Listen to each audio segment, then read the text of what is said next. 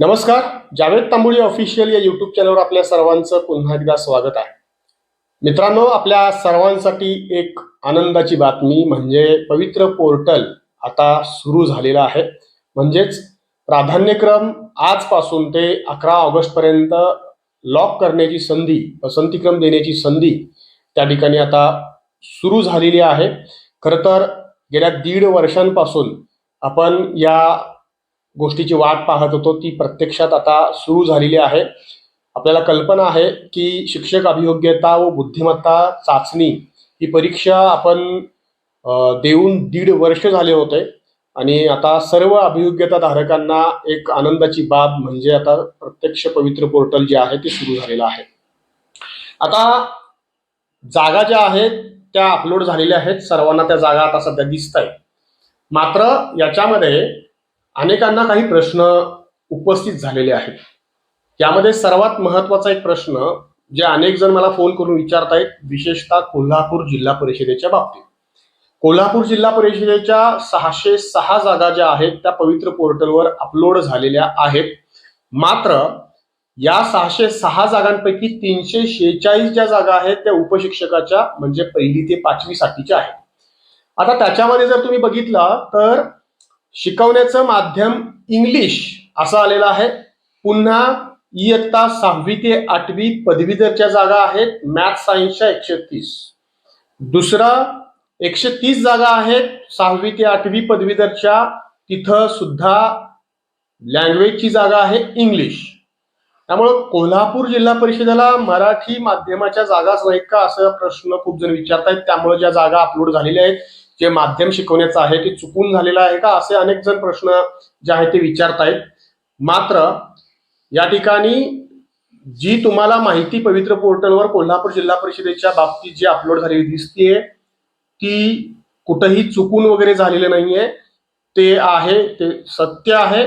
ज्या 346 जागा उपशिक्षकाच्या कोल्हापूर जिल्हा परिषदेच्या अपलोड झालेल्या आहेत, ज्या दिसत आहेत 1ली ते 5वीच्या 346 जागा या सेमी इंग्रजीच्या शाळा आहेत आणि त्यामुळंच त्या ठिकाणी शिकवण्याचं माध्यम इंग्लिश आलेलं आहे.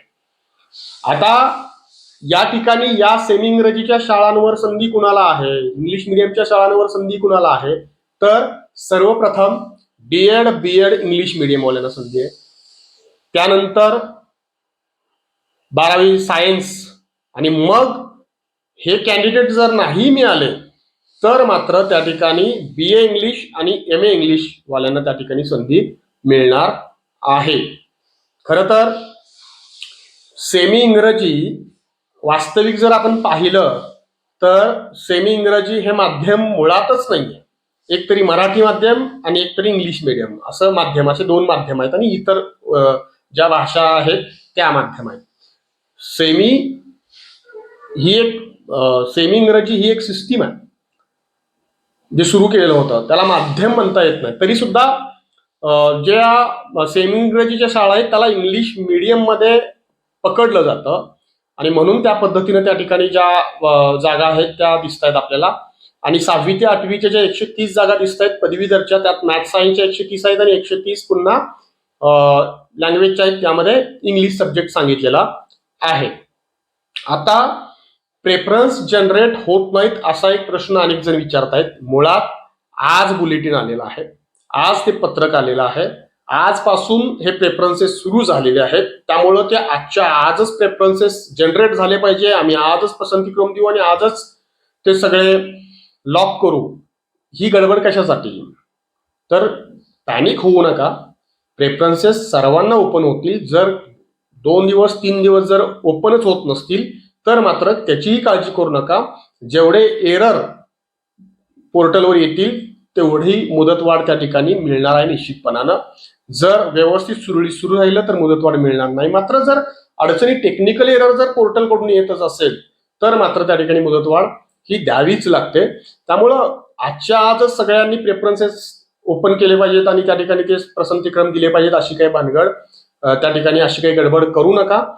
खरं तर 11 ऑगस्ट पर्यंत तुमच्याकडे मुदत आहे. आज सुरू झालेलं आहे पोर्टल, त्यामुळं आज जवळजवळ राज्यातले 2 लाखाहून अधिक अभियोग्यताधारक त्या पोर्टलवर आहेत आणि ते लॉग इन करण्याचा प्रयत्न करतायत, प्रेफरन्सेस जनरेट करण्याचा प्रयत्न करतायत. त्यामुळे इतका मोठा त्या ठिकाणी सध्या भार जो आहे, तो ताण जो आहे, तो पोर्टलवर येत असेल. त्यामुळे कदाचित ते एरर येत असतील. पण आजच्या आजच प्रेफरन्सेस जनरेट करायलाच हवेत असं काही सांगितलेलं नाहीये. 11 ऑगस्ट पर्यंत आपल्याकडं मुदत आहे. त्यामुळे त्या संदर्भात निश्चिंत राहा. दुसरा एक महत्वाचा मुद्दा मी मागच्या व्हिडिओमध्ये सांगितलं होतं की कोल्हापूर जिल्हा परिषदेच्या उर्दू माध्यमाच्या ज्या जागा आहेत त्या असणार नाहीत. हे मी मागच्या 2 व्हिडिओमध्ये सुद्धा सांगितलं होतं. कारण उर्दू माध्यमाला कोल्हापूर जिल्हा परिषदेमध्ये जागा त्या ठिकाणी अवेलेबल नाहीये. महानगरपालिकेची एक जागा आलेली आहे त्या ठिकाणी उर्दू विषयाची, भाषेची. त्यामुळं इतर जिल्हा परिषदांच्या ठिकाणी त्या जागा ज्या आहेत त्या उर्दू माध्यमाच्या नाही आहेत. दुसरा महत्वाचा मुद्दा या ठिकाणी मला सांगायचा आहे की अनेक जण म्हणतायत की सर सेवा जोडून मिळणार का? म्हणजे जे ऑलरेडी काही जिल्हा परिषदांमध्ये, काही इतर आस्थापनामध्ये शिक्षण सेवक म्हणून ज्यांनी 2 वर्ष पूर्ण केलेले आहेत किंवा 1 वर्ष केलं असेल, व्हॉटेवर जे काही त्यांनी कालावधी पूर्ण केला असेल, तर त्यांना त्या ठिकाणी सेवा जोडून मिळणार का? तर निश्चितपणाने त्या ठिकाणी सेवा जोडून मिळणार आहे. भले ते संस्थेत जरी खाजगी अनुदानित संस्थेवर लागलेले असतील, त्यांनाही त्या ठिकाणी सेवा जोडून मिळणार आहे. त्या पद्धतीचा अधिकृत जो GR आहे तो आहे. त्यामुळं सेवा जोड संदर्भात तुम्ही निश्चिंत राहायला हवं. अजून या ठिकाणी एक महत्वाचा मुद्दा मला सांगायचा की प्राधान्यक्रम हे तुम्हाला 50 आहेत. मागच्या भरतीतला फरक आणि या भरतीतला फरक समजून घ्या. जर समजा मला 200 प्रेफरन्सेस जनरेट झाले मागच्या भरतीच्या वेळेला जर आपण बघितलं तर मला 200 प्रेफरन्सेस जनरेट झाले, तर मी 1 पासून ते 200 पसंतीक्रम देऊ शकत होतो. पण आता तुम्हाला प्रेफरन्सेस हे लिमिटेड आलेले आहेत. 50 प्रेफरन्सेस आहेत, 50 प्राधान्यक्रम तुम्हाला द्यायचे आहेत. त्यामुळं विचारपूर्वक त्या ठिकाणी प्राधान्यक्रम देणे फार गरजेचं आहे. तुम्हाला जनरेट झालेले प्रेफरन्सेस तुम्ही प्रिंट आउट करा आणि नीट तुमच्या मेरिटच्या हिशोबानं, तुमच्या कास्टच्या हिशोबानं तुम्ही त्या ठिकाणी जाणार आहात की नाही जाणार आहात, या सगळ्या गोष्टींचा सारासार विचार करून तुम्ही त्या ठिकाणी प्रेफरन्सेस देणं गरजेचं आहे. कारण जर प्रेफरन्सेस चुकले तर मात्र आपलं नुकसान होऊ शकतं. मागच्या भरतींमध्ये आपण जर विचार केला तर प्रेफरन्सेस काही जण सगळेच देत होते. म्हणजे जेवढे जनरेट झाले तेवढेच देत होते सगळेच. का? कारण आपल्याला त्या ठिकाणी काहीही करून जॉब मिळवायचा आहे, नोकरी मिळवायची आहे. त्यामुळं जेवढे प्रेफरन्सेस जनरेट झाले तेवढे सगळे पसंतीक्रम देत होते. मात्र आता तुम्हाला प्रेफरन्सेस भले कितीही जनरेट होऊ देत, ते जनरेट कसे होतात? तुमच्या विषयाच्या हिशोबाने, तुमच्या कास्टच्या हिशोबाने आणि तुमच्या एकूणच समांतर आरक्षण आणि इतर ज्या बाबी आहेत त्याच्या हिशोबाने तुम्हाला ते प्रेफरन्सेस जनरेट होत असतात.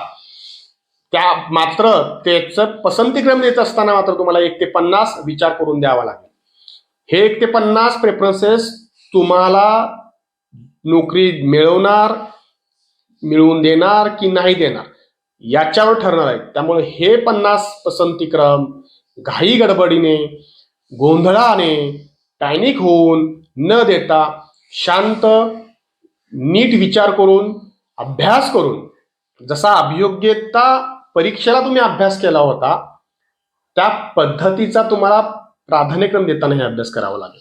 म्हणजे त्या पद्धतीचा म्हणजे तुम्हाला त्या ठिकाणी रिझनिंग आणि मॅथ्स करावे लागणार नाही, पण त्या ठिकाणी तुम्हाला सर्व गोष्टींचा रॅशनली विचार करावा लागेल आणि मग तुम्हाला त्या ठिकाणी प्राधान्यक्रम द्यावे लागतील. कारण प्राधान्यक्रम हे आत्ता चुकले तर मात्र त्याच्यामध्ये दुरुस्तीची संधी तुम्हाला मिळणार नाही. त्यामुळं त्याचा नीट विचार करून प्राधान्यक्रम तुम्ही द्याल अशी अपेक्षा आहे.